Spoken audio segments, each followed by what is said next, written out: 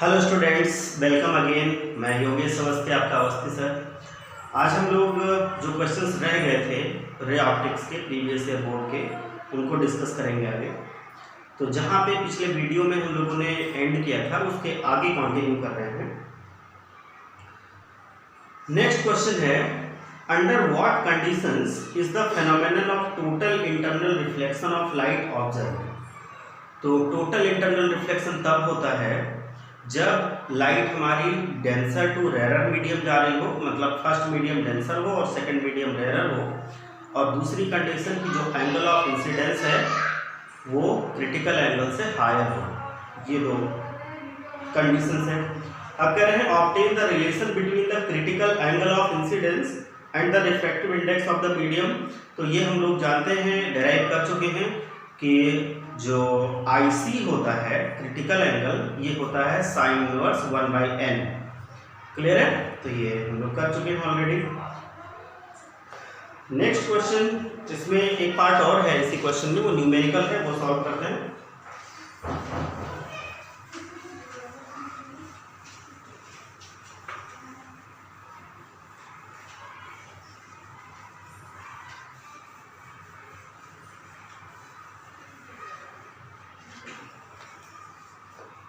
इसमें एक diagram given है, उस पर बेस्ड है न्यूमेरिकल हमारा।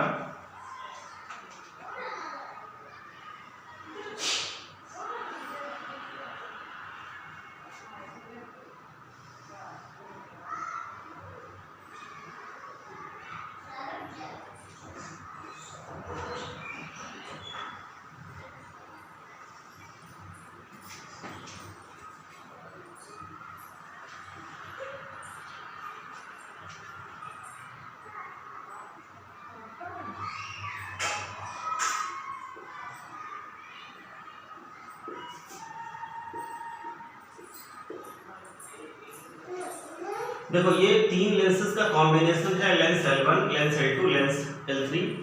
ये पहला लेंस हमारा कॉन्वेक्स है, दूसरा हमारा प्लेनो कॉनकेव है, और तीसरा हमारा फिर से कॉन्वेक्स लेंस है। और एक ऑब्जेक्ट है जो इस फर्स्ट लेंस से 30 सेंटीमीटर पे प्लेस्ड है। फर्स्ट और सेकंड लेंस के बीच की डिस्टेंस है 5 सेंटीमीटर, ये डिस्टेंस गिवन है हमको। सेकेंड और थर्ड लेंस के बीच की डिस्टेंस है 10 सेंटीमीटर, ये भी हमको गिवन है। और इन सब की जो फोकल लेंथ है वो भी हमको गिवन है।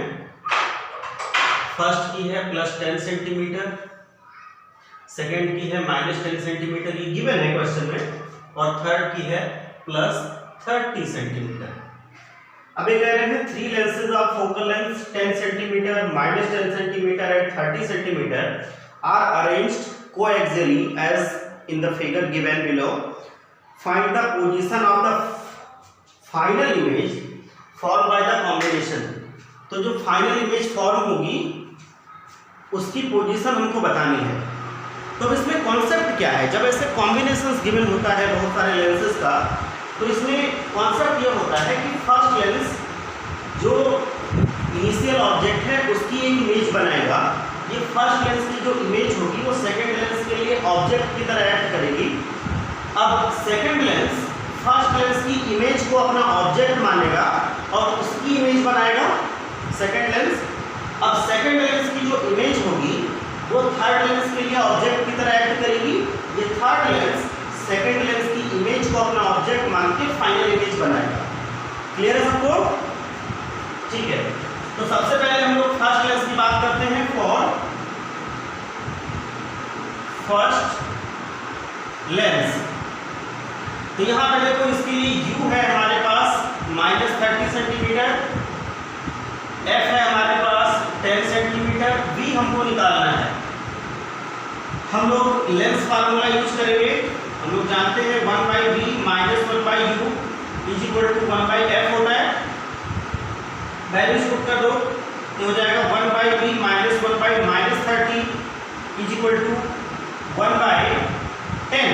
तो ये माइनस माइनस प्लस हो जाएगा, उस तरफ जाएगा फिर से माइनस हो जाएगा, तो ये हो जाएगा 1/v = 1/10 - 1/30, LCM 30 हो जाएगा। तो अब हम लोग लिख सकते हैं 1/v = एलसीएम लेने के बाद -1/30 तो हो जाएगा 1/v equal to 2/30। So 1/v will be equal to 1/15, 2 से डिवाइड कर देंगे तो ये हो जाएगा v इक्वल टू 15 सेंटीमीटर। तो जो फर्स्ट लेंस की इमेज बनेगी वो इससे 15 सेंटीमीटर इस साइड में बनेगी। क्लियर है? अब देखो सेकंड लेंस की अगर हम लोग बात करें, फॉर सेकंड लेंस तो हमने बताया था कि जो फर्स्ट लेंस की इमेज है वो सेकंड लेंस के लिए ऑब्जेक्ट की तरह एक्ट करेगी। तो यहाँ पे फर्स्ट लेंस की इमेज बन रही है 15 सेंटीमीटर पे यहाँ से। तो 15 सेंटीमीटर का मतलब यहाँ से फर्स्ट लेंस और सेकंड लेंस के बीच की डिस्टेंस 5 सेंटीमीटर है और फर्स्ट लेंस की इमेज यहाँ से 15 सेंटीमीटर पे बन रही है, मतलब यहाँ बन रही है। दिस 5 प्लस दिस 10 15 यहाँ बन रही है। तो जो इसका ऑब्जेक्ट हुआ, फर्स्ट लेंस की इमेज ही सेकंड लेंस का ऑब्जेक्ट है, तो जो सेकंड लेंस का ऑब्जेक्ट हुआ वो इससे 10 सेंटीमीटर पे हुआ। क्योंकि ये 5 सेंटीमीटर तो इधर बीच की डिस्टेंस थी तो वो सब्ट्रैक्ट हो जाएगी। तो फर्स्ट लेंस की इमेज सेकंड लेंस से 10 सेंटीमीटर पे होगी। तो इसका मतलब जो फर्स्ट लेंस की इमेज है यानी कि सेकंड लेंस का जो ऑब्जेक्ट है वो सेकंड लेंस से 10 सेंटीमीटर पे है और 10 सेंटीमीटर किधर, इस साइड में। और इस साइड की डिस्टेंस हम लोग लेंगे साइन कन्वेंशन के अकॉर्डिंग पॉजिटिव। तो यहाँ से जो इसकी इमेज है राइट साइड में वो पॉजिटिव है, तो हम लोग पॉजिटिव साइन के साथ सेकंड लेंस का ऑब्जेक्ट लेंगे। क्योंकि फर्स्ट लेंस की इमेज यहाँ बन रही है वो इस लेंस से इस साइड में है, वो पॉजिटिव होगी। तो सेकंड लेंस के लिए u हो जाएगा +10 सेंटीमीटर और f इसका हमको गिवन है -10 सेंटीमीटर और इसके लिए v हमको निकालना है। तो फिर से हम लोग लेंस फार्मूला यूज करेंगे। हमारे पास होता है 1/v - 1/u = 1/f। तो ये हो गया 1/v - 1/10 = 1/-10, ये जाएगा उधर प्लस हो जाएगा। तो 1/v = -1/10 + 1/10 तो ये 0 हो जाएगा। तो 1/v = 0, तो हम लोग क्रॉस मल्टीप्लाई कर लेंगे तो v हो गया हमारा 1/0 और 1/0 होता है इंफिनिटी, तो इसके लिए v हो गया इंफिनिटी। मतलब जो सेकंड लेंस की इमेज है वो इंफिनिटी पे बन रही है और होना भी चाहिए। ये तो हमने न्यूमेरिकली सॉल्व किया कि सेकंड लेंस की इमेज इंफिनिटी पे बनेगी। इसको हम लोग कॉन्सेप्चुअली भी देख सकते हैं, कॉन्सेप्ट वाइज समझ सकते हैं। क्योंकि एक केस हम लोग जानते हैं कि जब कभी कोई ऑब्जेक्ट किसी लेंस के फोकस पे होता है तो उसकी इमेज इंफिनिटी पे बनती है और यहाँ पे इस केस में वैसा ही हो रहा है। क्योंकि यहाँ पे जो इसकी फोकल लेंथ है वो भी 10 सेंटीमीटर है और इसकी जो इमेज है वो भी, इसका जो ऑब्जेक्ट है वो भी 10 सेंटीमीटर पे है। मतलब ऑब्जेक्ट कहाँ है, फोकस पे। फोकल लेंथ और ऑब्जेक्ट की डिस्टेंस दोनों सेम है, मतलब ऑब्जेक्ट कहाँ है, फोकस पे। तो जब ऑब्जेक्ट फोकस पे होगा तो उसकी इमेज बनेगी इनफाइनाइट पे, तो इस वजह से इसकी इमेज इनफाइनाइट पे बननी चाहिए और वो आ रहा है इनफाइनाइट। अब जो सेकंड लेंस की इमेज है वो थर्ड लेंस के लिए ऑब्जेक्ट हो जाएगी।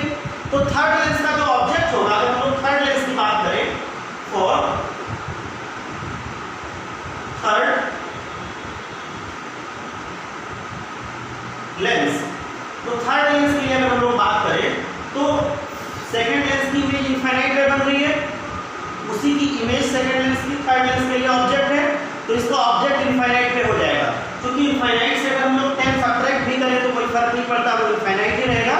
तो जो सेकंड लेंस की इमेज थी वो अगर इनफाइनाइट पे थी तो थर्ड लेंस का ऑब्जेक्ट भी इनफाइनाइट पे हो जाएगा।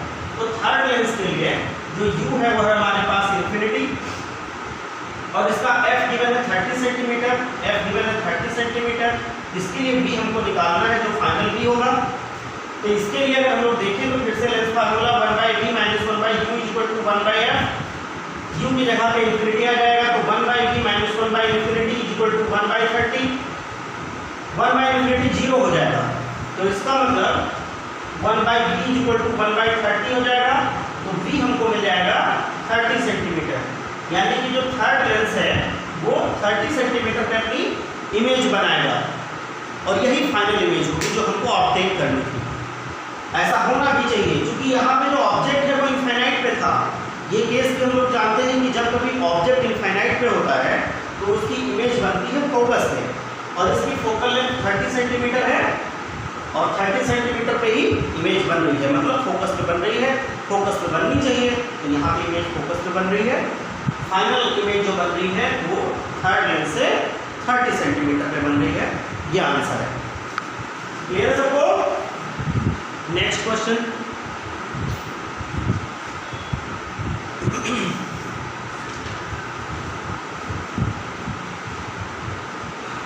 नेक्स्ट है, इसमें कह रहे हैं when a convex lens of focal length 30 centimeter is in contact with a concave lens of focal length 20 centimeter, find out if the system is converging or diverging। ठीक है, तो देखते हैं।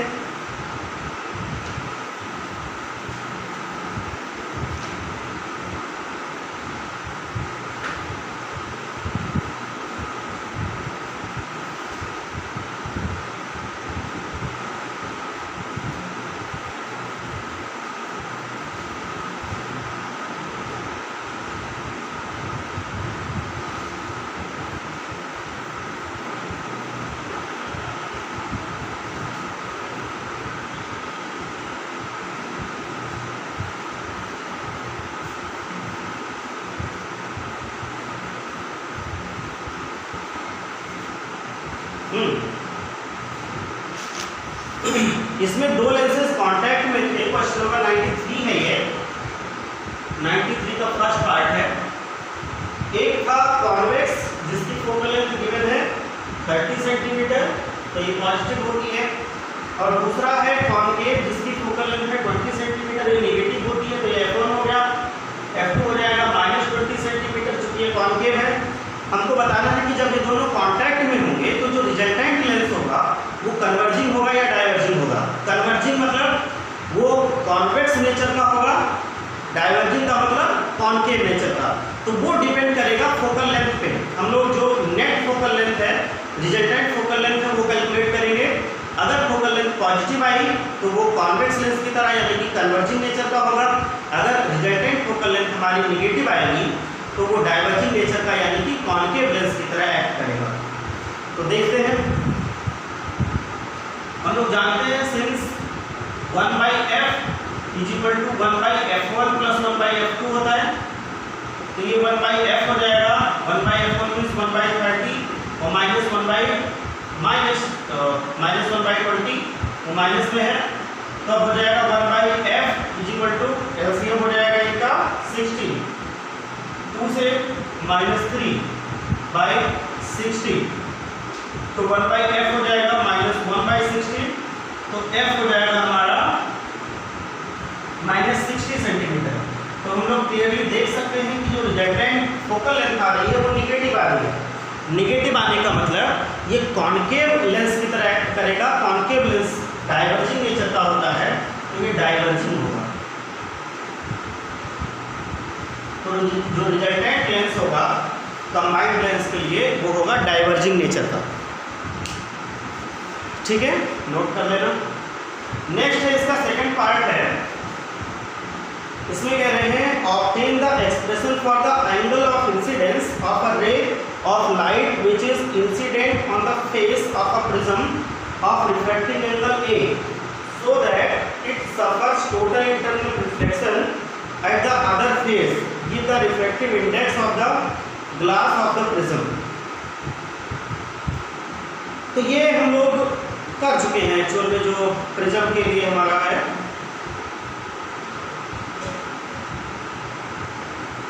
और इसमें एप्लीकेशन है उसका, कह रहे हैं obtain the expression for the angle of incidence of a ray of light which is incident on the face of a prism of refracting angle A so that it suffers total internal reflection at the other face given the refractive index of the glass of the prism is mu।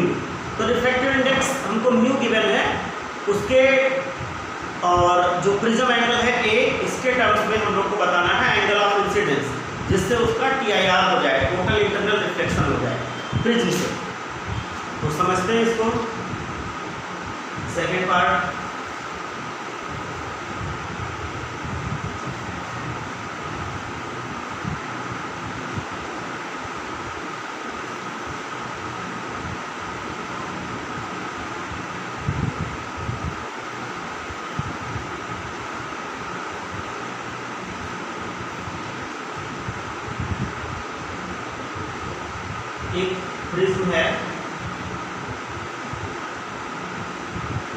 इसका refractive angle है ए, ये B और सी है, light ऐसे आ रही है और यहाँ से इसका TIR होगा,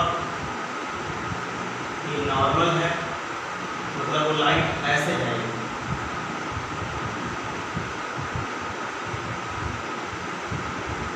ये एंगल ऑफ इंसिडेंस आई है, यही हमको बताना है।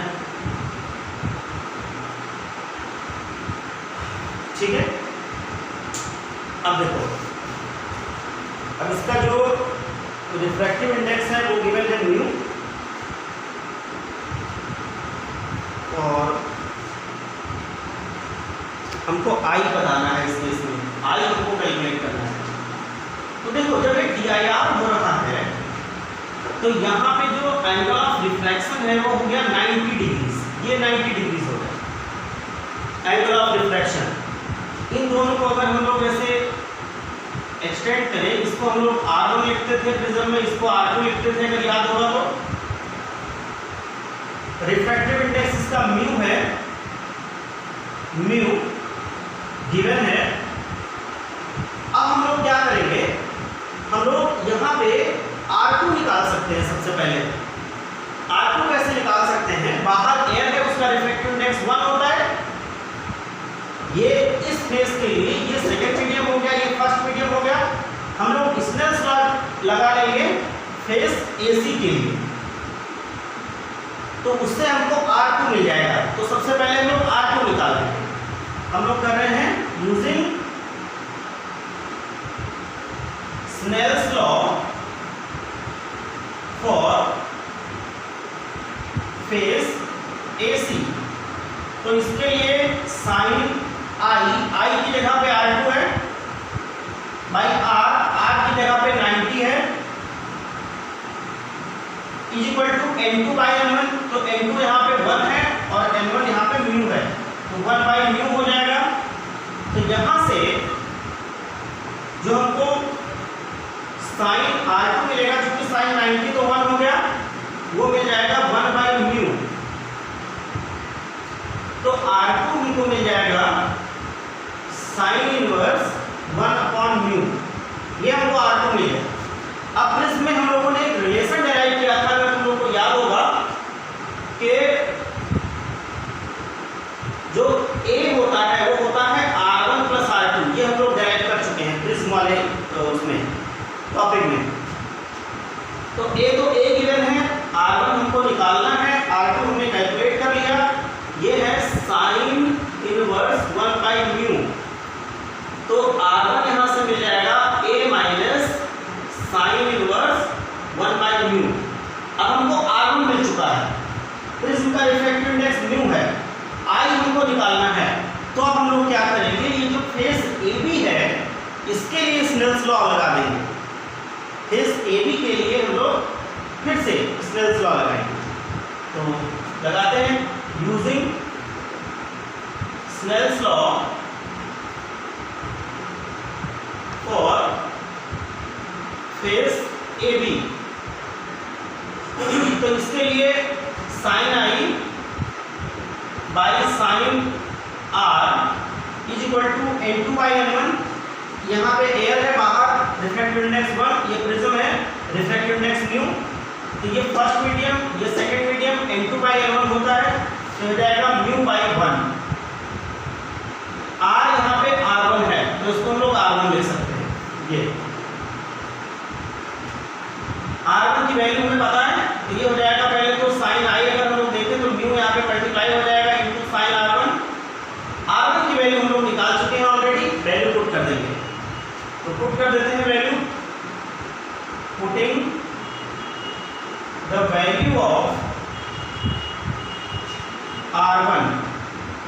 तो ये हो जाएगा sine i is equal to mu into sine into A minus sine inverse 1 upon mu. ये फाइनल आंसर आ जाएगा। Sine i equal to mu sine inverse A minus sine inverse 1 by mu. अब ये साइन आई है, आई हमारा finally हो जाएगा sine inverse mu sine inverse A minus sine inverse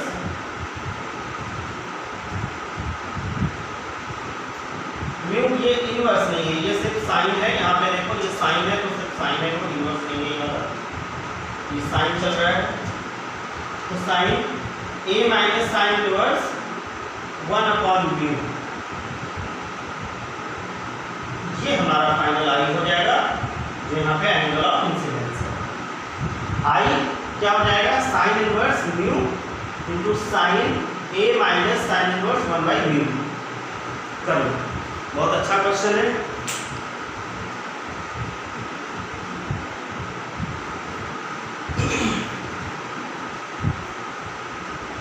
देख लो, ठीक है। नेक्स्ट क्वेश्चन देखते हैं। नेक्स्ट में कह रहे हैं draw a ray diagram to show image formation when concave mirror. तो मिरर हमें अभी नहीं करने, ये क्वेश्चन नहीं करना। फिर कह रहे हैं derive the mathematical relation between refractive indices μ1 and μ2 of two radii and radius of curvature r for refraction at a convex spherical surface. Consider the object to be a point source lying on the principal axis in rarer medium of refractive index μ1 and a real image formed in the denser medium of refractive index μ2, hence derive lens makers formula।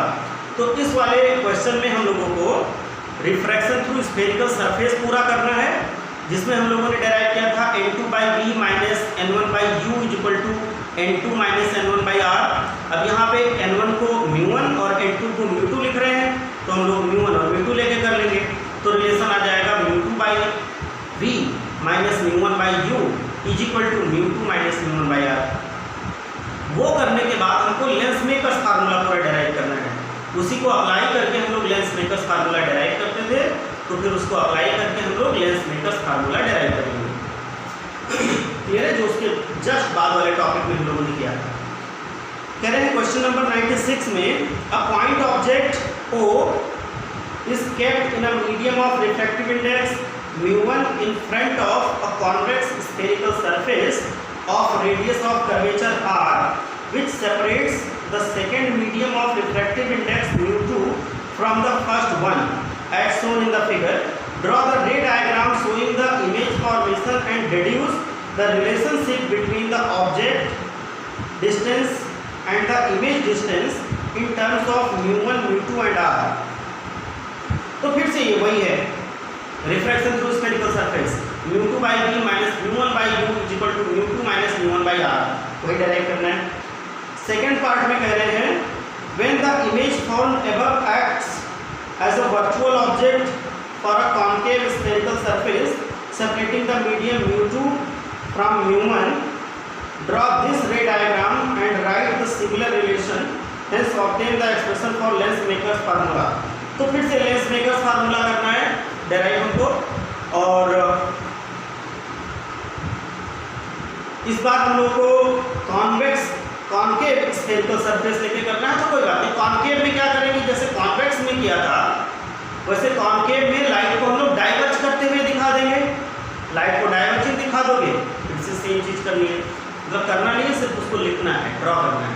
तो convex के लिए वो converge होती थी और concave के लिए diverge हो जाएगी, तो डाइवर्ज करके दिखा देंगे और वही रिलेशन लिखेंगे। फिर लेंस मेकर्स फार्मूला डायरेक्ट करेंगे। अब कह रहे हैं क्वेश्चन नंबर 97 में फर्स्ट पार्ट है a ray PQ of light is incident on the face AB of a glass prism ABC as shown in the figure and emerges out of the face AC।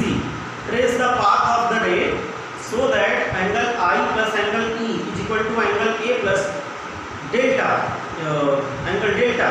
तो वो हम लोग कर चुके हैं ऐसा, ये जो इसमें गिवन है वो हम लोग डेरिवेशन जब कर रहे थे प्रिज्म का रिफ्रैक्टिव इंडेक्स जब निकाल रहे थे, जब प्रिज्म फार्मूला डेराइव किया था, तो वहाँ पे ये सब हम लोग कर चुके हैं। where delta and E denote the angle of deviation and angle of emergence respectively. Plot a graph showing the variation of the angle of deviation as a function of angle of incidence। तो ये जो minimum deviation का case था जिसमें हम लोग delta और आई के बीच में एक ग्राफ प्लॉट करते थे जो ऐसे आता था कि उसी ग्राफ की बात कर रहे हैं। तो ये प्लॉट करना है। State the condition under which angle delta is minimum. तो हमने बताया था कि जब रिफ्रैक्टेड रे इस बेस BC के पैरेलल हो जाती है तो मिनिमम एंगल आता है डेविएशन का, तो वही केस ऑफ मिनिमम डेविएशन होता है। ठीक है, अब इसका जो सेकंड पार्ट है वो न्यूमेरिकल है, वो करते हैं।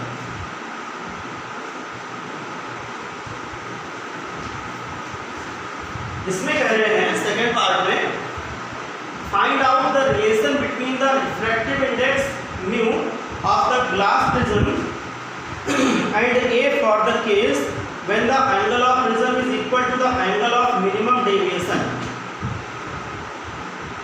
तो हमको बताना है relation between mu and A for the case when the angle of prism is equal to the angle of minimum deviation. तो इस बार एंगल ऑफ मिनिमम डेविएशन और ए ये इक्वल है आपस में। तो हमने बताया था, ये क्वेश्चन नंबर 97 का सेकंड पार्ट है। हमने बताया था कि जो म्यू होता है प्रिज्म के लिए वो होता है साइन ए प्लस dm या डेल्टा m, जो भी लिखते हैं एंगल ऑफ मिनिमम डेविएशन है by 2 divided by sine a by 2। अब इसमें कह रहे हैं कि जो a है एंड प्रिज्म एंगल वो इक्वल है मिनिमम डेविएशन डेल्टा m के। तो dm या डेल्टा m जो भी हम लोग लिख रहे हैं और a ये इक्वल है, तो a को हम लोग dm से ही रिप्लेस कर सकते हैं।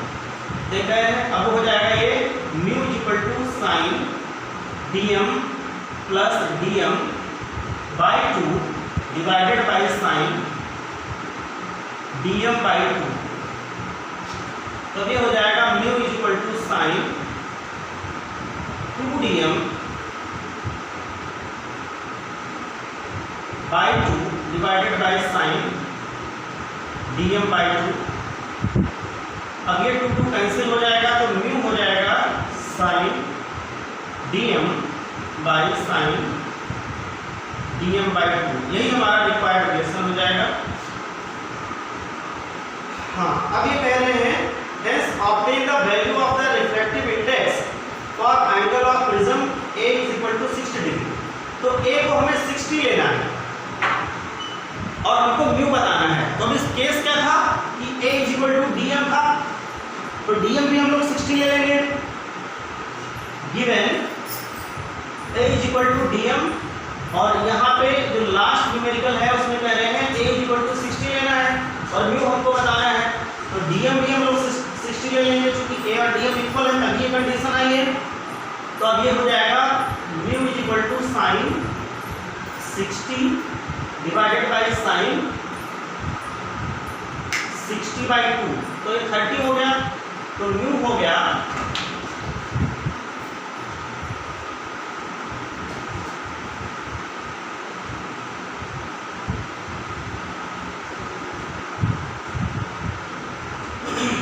ये हो गया साइन 60 हमारा √3 बाय 2 और डिवाइडेड बाय साइन 30 बचेगा, नीचे ये 1 बाय 2 हो जाएगा, तो 2 कैंसिल, तो म्यू हो जाएगा √3।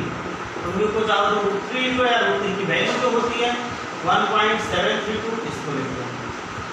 तो म्यू जो होगा इस केस में जब ए हमारा 60 डिग्री है वो होगा √3 यानी कि 1.732।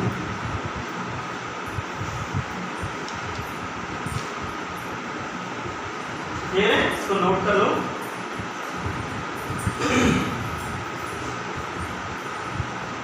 अब कह रहे हैं क्वेश्चन नंबर 98 में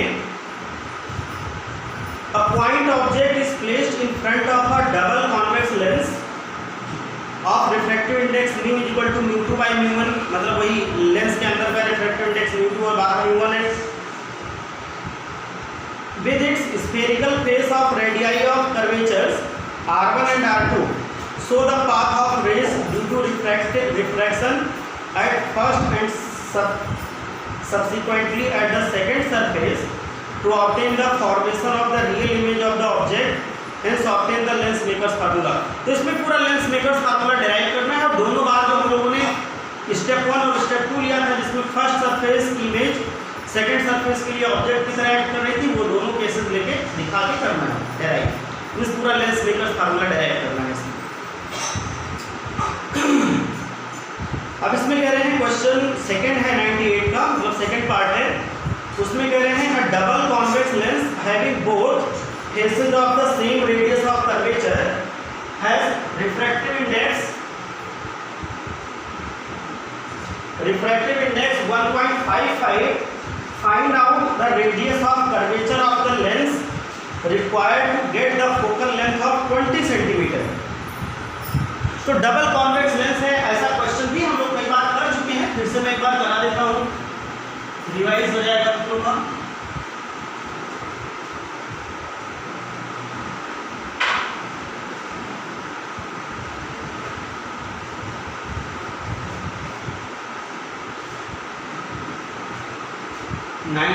का सेकंड पार्ट,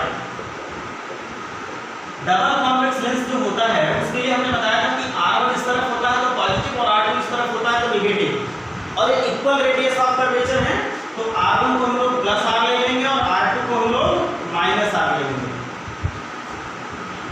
हाँ, अब रिफ्रैक्टिव इंडेक्स हमको गिवन है N2 जो लेंस का है वो है 1.55, और जब बाहर कुछ नहीं गिवन होता है तो हम लोग एयर मानते हैं और उसका रिफ्रैक्टिव इंडेक्स 1 ले लेते हैं, और फोकल लेंथ है इसकी 20 सेंटीमीटर, और हमको ये R कैलकुलेट करना है इन डेटास के बेसिस पे।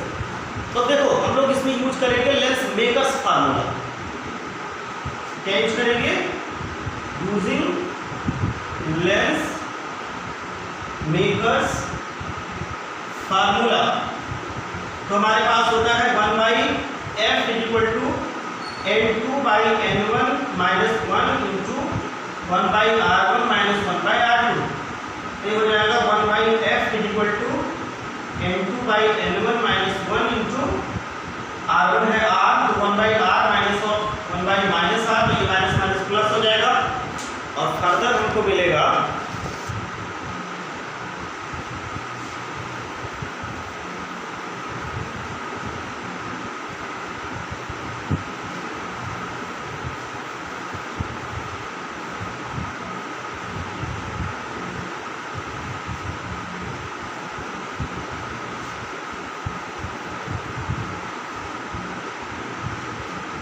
फर्दर हमको मिल जाएगा 1/f = N2/N1 - 1 इंटू ये 1/R और ये माइनस माइनस प्लस 1/R, तो 2/R हो जाएगा, 2/R। अब देखो हमें f गिवन है, हमें N2 गिवन है, हमें N1 गिवन है, सारी वैल्यूज पुट करेंगे, R हमको मिल जाएगा यहाँ से रेडियस ऑफ कर्वेचर। क्लियर है? यहाँ से हम लोग R निकालेंगे। अब ये कह रहे हैं नेक्स्ट में draw a ray diagram showing the formation of the image by a point object on the principal axis of a spherical convex surface. तो ये वही है स्फेरिकल सरफेस का जो हम लोग रिफ्रैक्शन करते थे, रिफ्रैक्शन टू स्फेरिकल सरफेस के सी, फिर लेंस मेकर्स फार्मूला डेराइव करना है, ये हम लोग कई बार कर चुके हैं। फिर कह रहे हैं draw a ray diagram to show refraction of a ray of monochromatic light, deduce the expression for the refractive index of the glass in terms of angle of prism and वही तो रिफ्रैक्शन थ्रू प्रिज्म इसमें पूरा करना है।